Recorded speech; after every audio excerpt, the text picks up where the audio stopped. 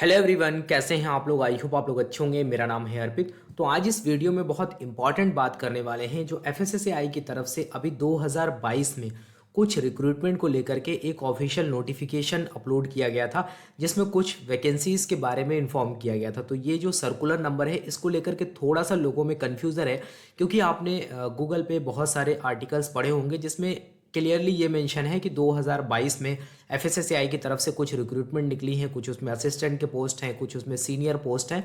तो इन सभी को लेकर के थोड़ा सा लोगों में कन्फ्यूज़न है।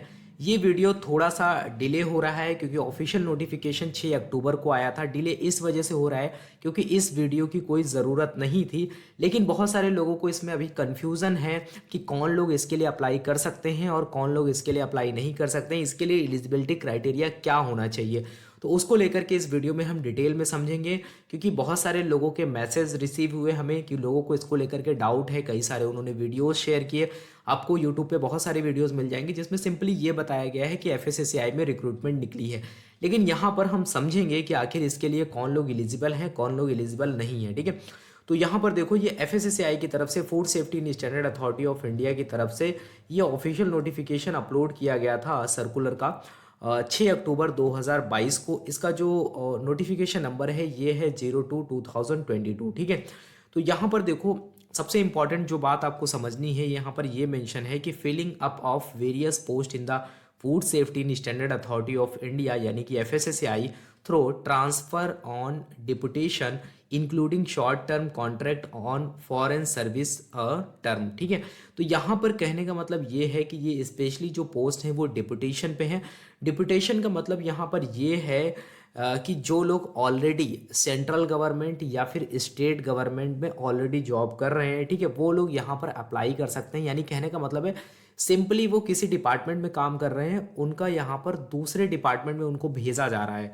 ठीक है, उनको भेजा जा रहा है मतलब कि आप अपनी मर्जी से जा सकते हो। अगर सपोज दैट आप दिल्ली में काम कर रहे हो लेकिन आप बैंगलोर वगैरह में जॉब करना चाहते हो, सपोज मैं आपको एक एग्जांपल दे रहा हूँ। ठीक है, तो वहाँ पर अगर डिपुटेशन पे कुछ पोस्ट निकली हैं तो आप कुछ टाइम के लिए 5 ईयर के लिए 6 ईयर के लिए अप्लाई कर सकते हो। तो आप कुछ टाइम तक बैंगलोर में जॉब कर सकते हो। सपोज कोई कैंडिडेट बैंगलोर में है, वो दिल्ली में कुछ टाइम के लिए जॉब करना चाहता है, तो अगर गवर्नमेंट इस टाइप की कोई रिक्रूटमेंट निकालती है डिपुटेशन पे तो आप वहाँ पर अप्लाई कर सकते हो। ठीक है, तो कहने का मतलब बेसिक क्वालिफिकेशन यहाँ पर आपके पास यही होनी चाहिए कि आप ऑलरेडी सेलेक्टेड कैंडिडेट हो और आप ऑलरेडी सर्विस में हो, तभी आप यहाँ पर अप्लाई कर सकते हो। यहाँ पर फ्रेशर कैंडिडेट अप्लाई नहीं कर सकते। ठीक है, उसके बाद में भी कुछ बेसिक एजुकेशनल क्वालिफिकेशन की ज़रूरत है। ऐसा नहीं है कि सभी लोग जो सेंट्रल या फिर स्टेट गवर्नमेंट में जॉब कर रहे हैं वो सभी लोग यहाँ पर अप्लाई कर सकते हैं। उसके लिए भी कुछ बेसिक क्वालिफिकेशन की ज़रूरत है। दूसरी बात यहाँ पर यह है कि जो इसकी लास्ट डेट है वो अभी 5 नवंबर है। थोड़ा सा टाइम अभी आपके पास है, अगर आप अप्लाई करना चाहते हो तो आप अप्लाई कर सकते हो। ठीक है, तो यहाँ पर दूसरी चीज़ यहाँ पर यह है कि पहली बात तो ये है कि अगर आप अप्लाई करोगे तो यहाँ पर देखो मेंशन है कि जो भी आपका एम्प्लॉयर है, एम्प्लॉयर कोई स्टेट गवर्नमेंट हो सकता है या फिर यूनियन टेरिटरी हो सकती है। ठीक है, जिस भी स्टेट में आप जॉब कर रहे हो या फिर सेंट्रल गवर्नमेंट में किसी डिपार्टमेंट में जॉब कर रहे हो तो वो एक्चुअल में वो आपका एम्प्लॉयर हुआ। ठीक है, तो वहाँ से आपको पहले परमिशन लेनी पड़ेगी, फिर उस सर्टिफिकेट को भी आपको सबमिट करना पड़ेगा जब आप एफएसएसएआई में ज्वाइन करोगे। ठीक है, एज अ डिप्यूटेशन।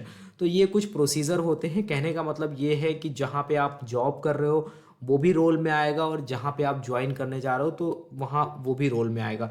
तो दोनों चीज़ यहाँ पर इंपॉर्टेंट रोल प्ले करती हैं। तो वहाँ से आपको परमिशन लेनी पड़ेगी, एक नो ऑब्जेक्शन सर्टिफिकेट की तरह आपको लेना पड़ेगा, जिसको आपको सबमिट करना पड़ेगा, जो एक सर्टिफिकेट आपको एम्प्लॉयर के द्वारा दिया जाएगा। तो ये कुछ बेसिक रिक्वायरमेंट है जो आपके पास में होनी चाहिए। उसके बाद में देखो यहाँ पर पोस्ट कौन कौन सी हैं वो थोड़ा सा हम देख लेते हैं। तो यहाँ पर देखो काफ़ी सीनियर लेवल की पोस्ट है, एक एडवाइज़र की पोस्ट है। ठीक है, तो इसका पे लेवल ही आप देख रहे हो 14 पे लेवल है, यानी कि इनिशियल बेसिक पे जो है वो 1,44,200 ये बेसिक पे है। बेसिक पे का मतलब समझते हो, इस पे आपको काफ़ी ज़्यादा एचआरए वगैरह मिलेगा।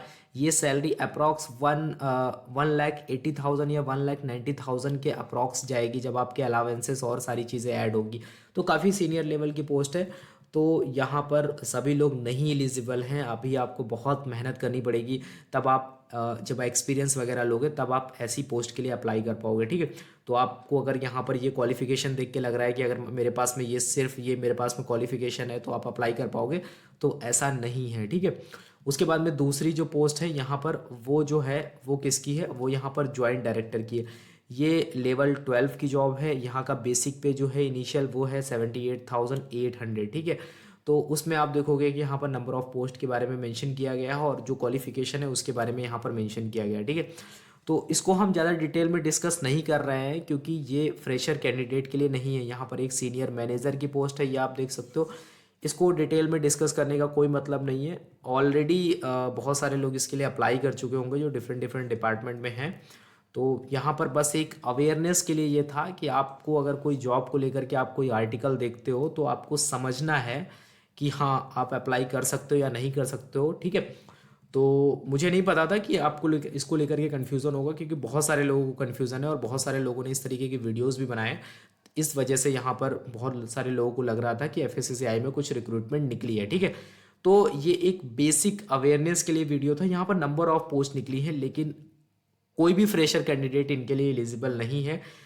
चाहे आपके पास में साइंस का बैकग्राउंड हो, यानी कहने का मतलब फूड टेक्नोलॉजी से आपने मास्टर किया हो, पीएचडी किया हो, तब भी आप यहाँ पर नहीं एलिजिबल हो, क्योंकि ऑलरेडी जो लोग सेंट्रल गवर्नमेंट या फिर स्टेट गवर्नमेंट या फिर यूनियन टेरिटरी में जॉब कर रहे हैं वही लोग यहाँ पर इसके लिए अप्लाई कर सकते हैं, ठीक है। तो यहाँ पर देखो 18 तरीके की पोस्ट हैं जो सभी डिपुटेशन पे हैं, तो वही लोग यहाँ पर अप्लाई कर सकते हैं, ठीक है।